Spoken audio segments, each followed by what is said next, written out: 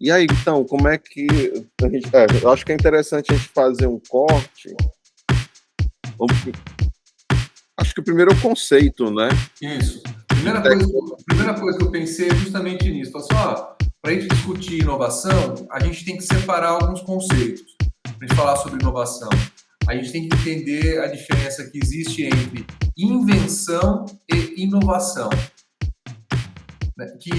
Invenção e inovação, e perceber que uma ideia nova, um produto novo,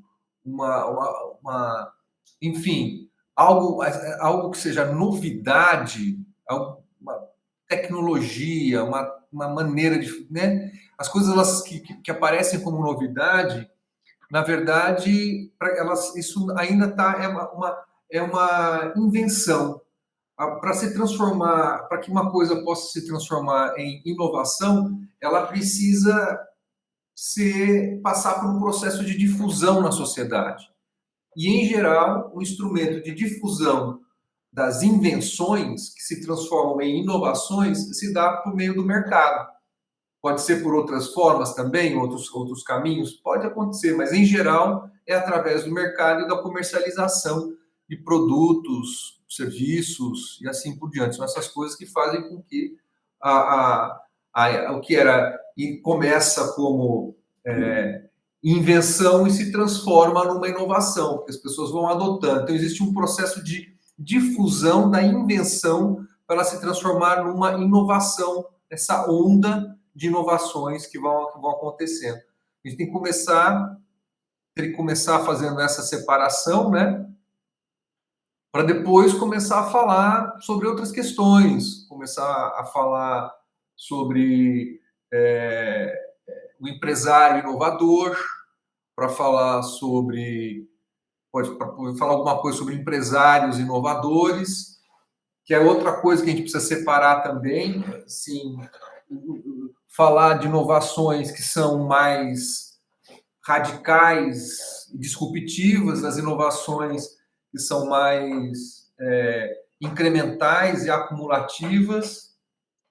Então tem muita coisa para conceitual mesmo para falar, né, para poder discutir. Aí falar dessa transição das pequenas empresas e grandes empresas no papel da inovação. Beleza. Tava vendo aqui, ó, por exemplo. Aqui, ó, até agora a gente já tem 4 pontos. Ó. Primeiro são conceitos, né? Ou seja, invenção, inovação. Aí o segundo aqui é o empresário inovador, né? Aí vem tipos de inovações e aí transição de pequenas e grandes empresas, né? Eu acho que pode mas se eu tiver errado, me avisa. Pode fazer o conceito, né? Aí depois tipos de inovação, aí depois viria o empresário inovador, aí transição de pequenas e grandes empresas. E os sistemas nacionais de inovação, né? Porque quando a gente precisa pensar que o capitalismo contemporâneo, ele depende demais da competitividade das empresas e depende demais da inserção que as empresas têm em um sistema nacional de inovação. Então, países que têm um sistema nacional de inovação bem estruturado, eles favorecem o desempenho econômico das suas empresas, né? E aí tem a relação universidade, empresa, financiamentos, financiamento de setores específicos na área de energia, na área de tecnologias, energias alternativas, toda uma política de energia alternativa, toda uma política de reaproveitamento de materiais recicláveis, a bioeconomia, tudo isso tem a ver com a articulação de um sistema nacional de inovação. Se você não tem um sistema nacional de inovação que combina empresa, governo e universidades, aí você fica com dificuldades, o país perde capacidade competitiva né? É, aí vai ficando para trás, né? Então, tem países pequenos que têm uma boa articulação de ciência com as empresas, esses países pequenos eles se dão bem. Tem países muito grandes que têm uma articulação muito ruim, muito fraca. A gente pode citar e países que teimam com estratégias que dependem basicamente do governo. Por exemplo, o veículo lançador de satélites.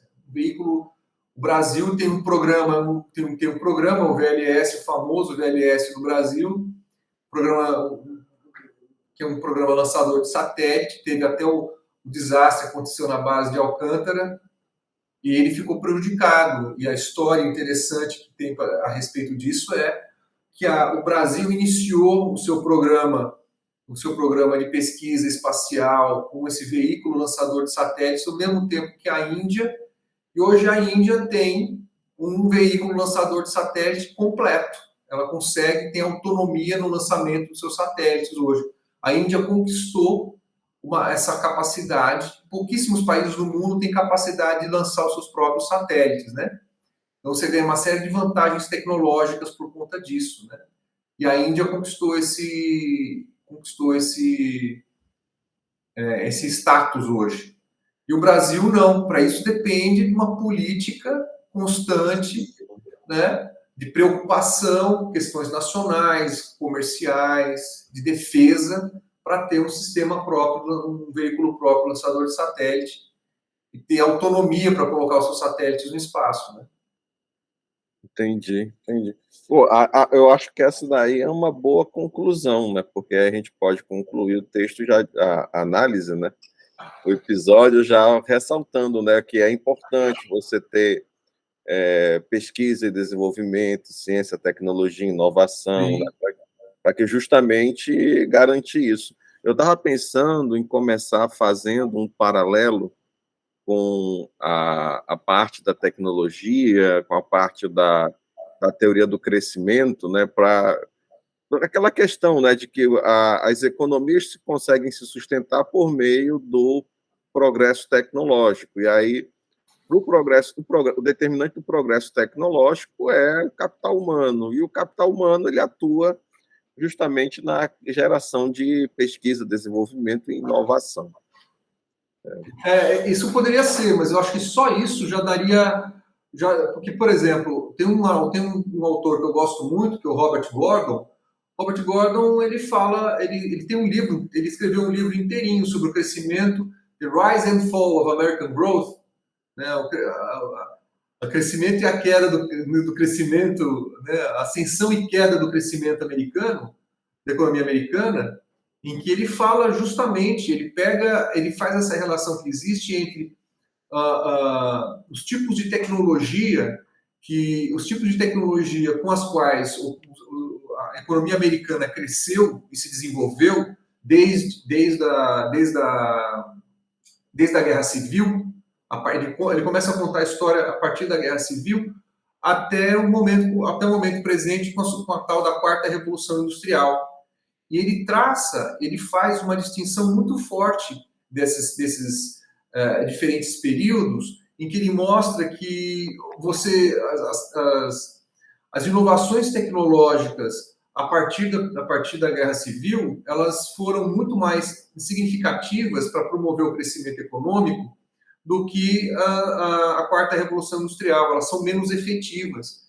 E ele vai tentando demonstrar isso a partir das taxas de crescimento na economia americana, misturadas com história econômica e história da tecnologia nesse livro. E é muito interessante porque, de fato, você vê isso, né? Quer dizer, a transição que você faz do transporte à base de cavalos para o transporte à base, né, para o transporte à base de ferrovias, o transporte dentro das cidades. Ele mostra, por exemplo, a questão da energia elétrica e da invenção dos elevadores, e começa a mostrar como esse caráter disruptivo, acumulativo, acumulativo que se soma, né? Por causa da invenção dos elevadores e do aprimoramento dos elevadores, foi possível projetar prédios cada vez mais altos. Antes dos elevadores, não era possível ter prédios tão altos assim. Por isso, quando você vai para as cidades preservadas da Europa, né? As cidades preservadas da Europa, os prédios têm no máximo 4 andares, assim, né? Então, por quê? Porque é o quanto que as pessoas aguentam ficar subindo e descendo de escada. Você não pode fazer prédios muito altos sem elevadores. Os elevadores trouxeram a possibilidade do arranha-céu. E junto com o arranha-céu, toda uma tecnologia nova de construção, utilizando mais aço, mais concreto, mais... E aí, quer dizer, todo esse efeito, né, de crescimento econômico em função dessas coisas. A quarta revolução industrial, quer dizer, o crescimento na quarta revolução industrial traz uma outra perspectiva em cima dessas questões, né? Você substitui, quando a gente fala da necessidade, por exemplo, da economia circular, a economia circular ela é quase um anátema de você falar em crescimento econômico com a economia circular. Por quê? Porque significa reaproveitamento constante de materiais. Então, você não expande, não existe assim, esse ritmo de expansão econômica. Na verdade, a tendência é o crescimento econômico ele se manter em patamares muito baixos, principalmente em economias já muito desenvolvidas, né? Se mantém em patamares muito baixos. Né? E aí, se a gente quer fazer uma transição no Brasil, a gente quer fazer uma transição para uma economia circular, significa, tem todo esse debate, quer dizer, o quanto que isso efetivamente vai representar de crescimento econômico em comparação com as coisas como a gente fazia anteriormente, né? Então, por isso que quando você falou discutir crescimento econômico junto ali, eu falei, puta, isso aí vai dar muito pano para manga. Se a gente ficar mais nas questões, falar sobre, mas não as implicações muito fortes, né? Ficaria um pouco mais tranquilo, assim, daria para ficar um pouco mais tranquilo. Não, realmente. É porque assim, aí dá para puxar, vai puxando mais, porque tem o risco de puxar mais para o crescimento do que propriamente para a parte da inovação, né? Exatamente.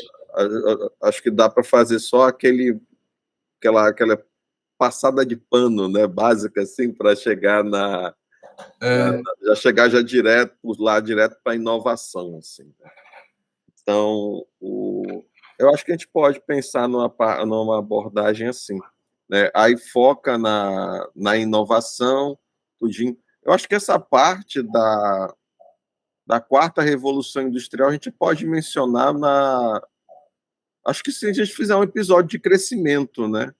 Acho que a gente podia fazer um episódio para discutir crescimento, discutir todas essas questões assim, estados estacionários e tal. Sim. Eu acho legal. Mas então a gente poderia começar nessa parte, né, nessa estrutura, e aí eu acho que a gente poderia, depois de falar sobre sistemas nacionais de inovação, a gente permanecer naquele prazo ali de 45 minutos, né, 45 minutos, a gente podia fechar com uma parte de dicas de leitura. Mas, por exemplo, essa discussão que a gente fez agora sobre o crescimento e tudo, né? Eu acho que eu vou colocar para essa estruturação, né, do episódio, eu vou colocar ela como sendo o vídeo de quarta-feira. Pode ser. Porque era uma coisa que acontecia muito no tema do Economia e Cinema, né? Nos tempos do Economia e Cinema, a gente fazia ali uma prévia do episódio antes de gravar, né? Então, a prévia do episódio era tão rica que dava para dar um episódio dali, né? Sim. Então, aliás, os alunos estão perguntando. Tem aluno que perguntou quando é que a gente ia fazer Economia e Cinema de novo. De novo, né? Bora fazer. Eu acho que dói no coração, porque eu sou muito perfeccionista, bicho. Eu acabei percebendo isso, olha. Assim, eu fico querendo inventar as coisas, né? Quero fazer edição daquele jeito, não sei mais o É, que e tal. Aí, e a gente está com bastante episódio gravado, né? Estamos com aquele episódio da de qual, rapaz, mesmo? Dos super-heróis ainda, que eu editei, tava no metade da edição já. Aquele episódio ficou com 2 horas de duração, aquele ali. Né? O, e eu estava na edição, mas só que no meio da edição meu computador quebrou, né, no início desse ano, mas eu consegui salvar um backup, né, da edição do episódio, né? Tenho que resgatar isso. E os outros episódios, né, aquele tipo de sobre filmes de romance, sobre Star Wars também, tá tudo gravado no Meet, né? Eu acho que talvez a gente consiga colocar os episódios, né, no formato que a gente fez agora, e está fazendo agora no Tapiocast. É um formato mais enxuto de edição, né? Aí acho que de repente seria interessante fazer assim. ó, os alunos tinha aluno perguntando, e tal. Parecia que a gente, de fato, como a gente está fazendo agora, está dando certo. Está dando certo. Acho que manter esse compromisso de ir soltando, né? Porque como é muito tema, são muitos temas de conjuntura. Hoje não é um tema de conjuntura, mas como tem muitos temas que são temas de conjuntura, se a gente demora demais para soltar, É, fica, é, fica estranho, né? Fica então isso. essa exigência e aquilo lá que a gente tem visto por aí, alguns têm uma coisa um pouquinho mais profissional, mas se a gente vai para o da UFRJ, super simples. Não tem isso de não tem isso de muita sofisticação, entrada da música e tal. Né? É bem simples. Então, por isso que acho que está funcionando bem. Se a gente É, conseguir soltar mais do Economia e Cinema, vai ficar bem legal mesmo. Já está pronto, é, já está tá gravado. pronto. Vou fazer só o mínimo, né? Colocar vinheta e final e pronto. É, Fazer desse jeito. Então, beleza, vamos. Ou a gente pode fechar do jeito que tá, né? Ou a gente pode, por exemplo, voltar os episódios ali do ponto que parou, né? Fazer uma nova, fechar o projeto, abrir uma nova temporada e tal. Também dá sim. para fazer assim. Dá para fazer. Bora. Então, só vamos, né? Como o pessoal fala. Então tá. É, eu vou aproveitar e vou colocar isso nesse vídeo de quarta-feira também. Que a gente tá pensando assim na economia e cinema, né? Então, Não, ó, né? sim, Ó, eu vou colocar aqui no chat, ó.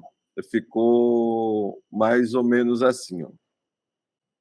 Conceito, ó, de invenção e inovação, tipos de inovações, ó, radicais e disruptivas, o empresário inovador, aí a transição para pequenas e grandes empresas, os sistemas nacionais de inovação e dicas de leitura. Você, meu querido aluno, querida aluna, gostou? Então, aguarde aí que na sexta-feira a gente vai conversar sobre esses temas. Coração para vocês e até a próxima. Tchau, tchau. tchau, tchau. O Tapiocast é um projeto de extensão da Universidade Federal do Amazonas. Apresentação: Lenice Sá, Paulo Berti e Salomão Neves. Roteirização: Maria Eduarda Braga. Edição: Salomão Neves.